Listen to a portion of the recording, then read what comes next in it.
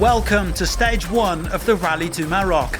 Here's what happened today in the bikes.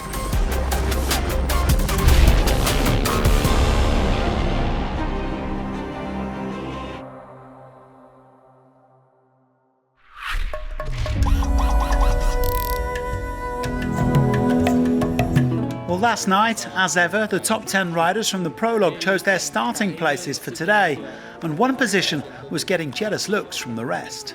I'll go with 14. Very original. Okay for you? 14.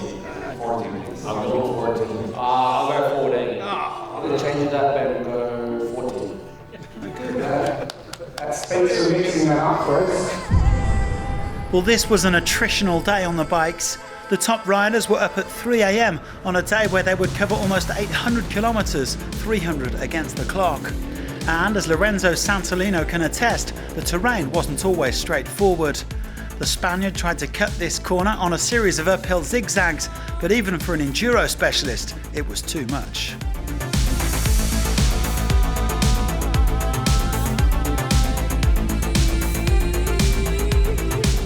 Well, Ricky Brabeck said he really struggled to get going this morning, riding way too calm at the start, and even if he picked up speed as the day wore on, he lost nearly 6 minutes.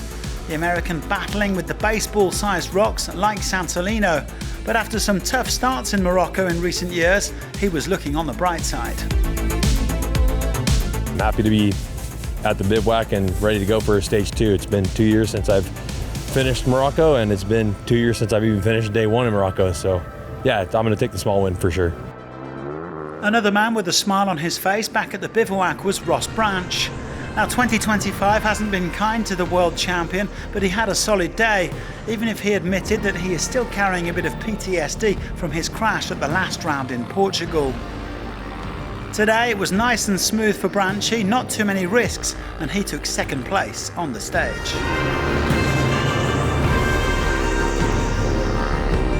Unfortunately, today spelled the end of the rally for Luciano Benavides, who crashed out at kilometre 219. It's a real shame for the Argentine, who'd been running third. He was attended to by Mike Doherty and taken to hospital with suspected collarbone and shoulder injuries. We wish him a speedy recovery in the build-up to the Dakar. Well, it was a day of highs and lows for the Red Bull KTM factory team, with Daniel Sanders, as has so often been the case this season, bringing the highs. The world champion-elect had a rough start in the technical sections, but once things opened up, he was simply in a league of his own. He went fully 4 minutes faster than second-place Branch, in Rally GP at least. The Aussie had actually been riding with Benavides for much of the day, and he was obviously disappointed for his teammate. Yeah, it was a pretty good day to start off, and we're opening tomorrow. Best wishes for Luciano. He was bouncing back, and it's a very important race before for the end of the season for the championship, and also going into Dakar. So hopefully it's nothing too serious and it's a quick fix. Sanders taking his 16th stage win of the season out of a total of 33. Branch second, with the Honda trio, Schreiner, Brabeck and Howes making up the top 5. Sanders has a big early lead, although his closest rival in the bikes overall is actually to be found in Rally 2.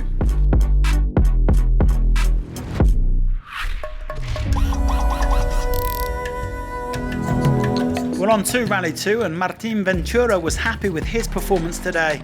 The Portuguese rider made his debut for the new Honda HRC team on home soil a few weeks ago, but insisted that Morocco was the real deal when it comes to rally raid. He wanted to stay safe, so he lost a fair bit of time today, but he still managed third place in the class.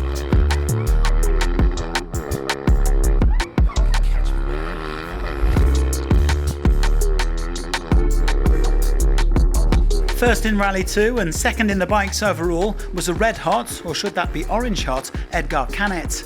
The Spaniard blasting his way through, only 1 minute 35 down on Sanders and over 8 minutes clear of second place Mike Doherty, who recovered time after stopping with Benavides. The 20-year-old is looking in ominous form.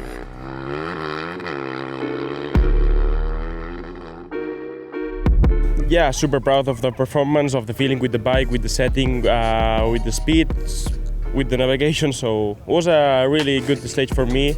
Sanders P1, me P2 in the overall, so super happy for the team.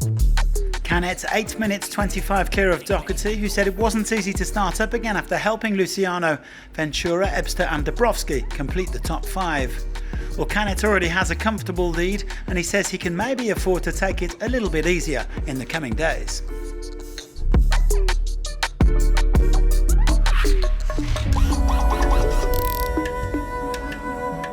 Victory in Rally 3 went to Noah Sankt, a name that'll be familiar to older Rally Raid fans. His father Richard won the Dakar 3 times before his tragic death at the Faroes Rally in 2004, and Noah has decided to follow in his footsteps. I'm very proud to be my father's son. I'm happy with how everything is going and I'm super proud to bear his name. I will keep doing what I can to live up to it. We'll keep attacking and we'll see how it goes. Well, Sankt putting over 15 minutes into Thomas Zoldos, who won the first round in Portugal. Third placed at Carlo Cabini is over half an hour back. This is stage 1 of the Rally du Maroc, and here's what went down today in the ultimate class.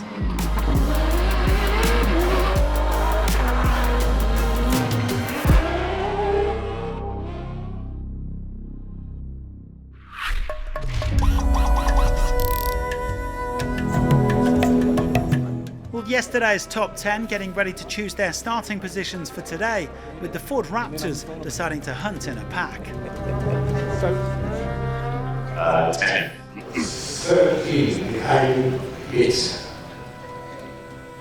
Want to tell me why anyway, or?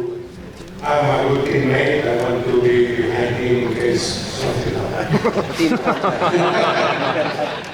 14 is a good team behavior from Ford, okay? I go 15 behind 9. And why? I think the 15 behind 3 Fords would be amazing. Well, it was a strong day for the Ford M Sport team, who got 3 of those 4 Raptors into the top 7. Nani Roma said the first stage is always tough and it can take you a while to find your comfort zone, especially with a headwind kicking up the dust. But the former Dakar winner was happy with the car and with the result, 4th place on the day.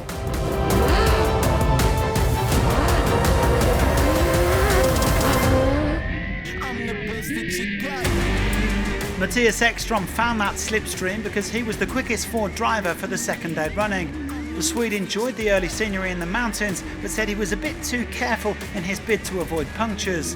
He was still second though, so did he get his tactics right by setting off behind his teammates?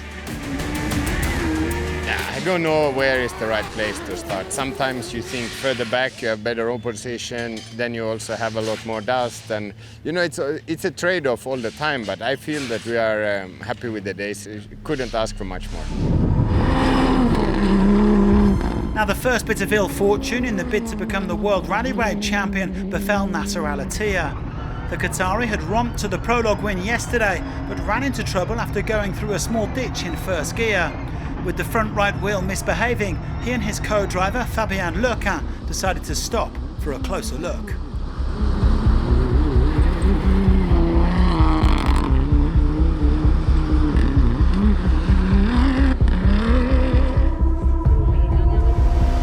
We find, you know, the front steering arm.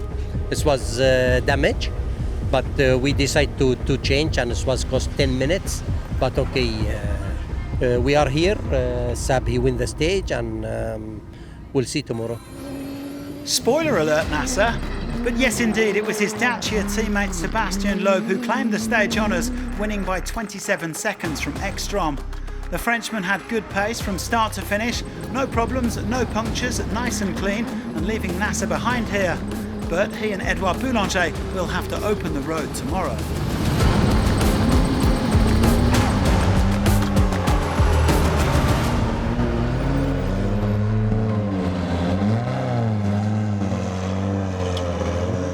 It will be the first time with Edouard that we will be first on the road, so it will be a new challenge. We know it's quite tricky to be first. Sometimes we can lose quite a lot of time if the tracks are difficult to see. This I don't know at the moment how will be the stage. So, but that's the game. So we'll see. We'll start tomorrow first, and we'll do our best like today. It was also a good day for the Toyota Gazoo Racing W2RC team. Seth Quintero chose to go second and spent a while opening with his new co-driver Andy Short, a fellow winner in Morocco. I think I won 2022 and 2023, and he won 2019 Morocco on a bike. So yeah, T3 winner and a bike winner together. No wonder why we went fast today. Now I know why. Now I understand. Well, meanwhile, Henk Laterken and Lucas Morais made the most of NASA's woes in their three-horse race for the World Championship title. Laterken said he gave himself a talking to after yesterday's poor prologue and had a much better day as he came fifth. Well, the best placed of the trio was Morais in third. The Brazilian's happy to be back in Morocco, describing this as a proper rally. And today he just tried to make the most of Alatia's 12-minute time loss. To be honest, when I saw him stop in the stage, I was like, okay, don't throw this stage away, because well, I think it was only 60 k's to the finish. So yeah, we just kept going, and yeah, happy to finish, like I said, P3 and ready for tomorrow. Very tight gaps at the top of the standings, with only 1 minute and 16 seconds between the top 5 crews.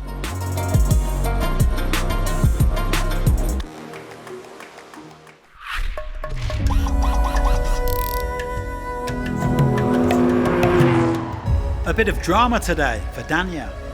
I went wide in one corner and I ended up in a massive hole here, just bent a little bit here. We got out of the hole quickly, and then my co-driver Kadu said, "Is the car fine?" I said, "Let's find out." We put full gas, and normally if it drives well, then you're okay. So we were lucky.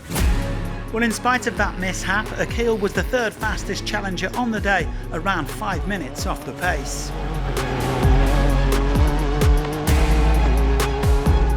The victory went to her fellow Saudi, Yassir Sayadan, who is back on the W2RC for the first time since Abu Dhabi.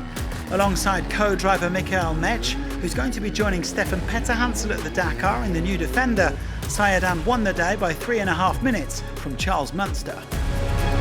We want to test the car, see how is it going, but from the beginning we feel the car is good, so we keep pushing, we push, and we win the stage.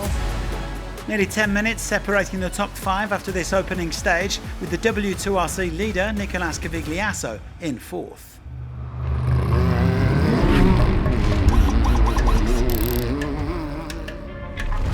The Portuguese crews had another excellent day in the SSVs. Alexander Pinto and Bernardo Oliveira kept a steady pace throughout, but they were denied victory and a repeat of last year's Stage 1 success by a late penalty, the duo missing out by just 13 seconds. Well, they were beaten by their compatriots João Diaz and Nuno Morais. The Santag racing man said this part of Morocco is similar to Portugal, and that might explain how they completed a 1-2-3. Diaz described it as a perfect day before he even realised he'd won the stage. I don't know if you saw, but actually the boys Pinto and Oliveira got a small penalty, so at the moment you're actually P1. I don't know. Yes? At the moment? Okay, we are P1. Tomorrow it's full attack again. Diaz, Pinto, Shidade, Portugal on top, but the Can-Am factory team are lurking, with Miller and Ferrioli in 4th and 5th.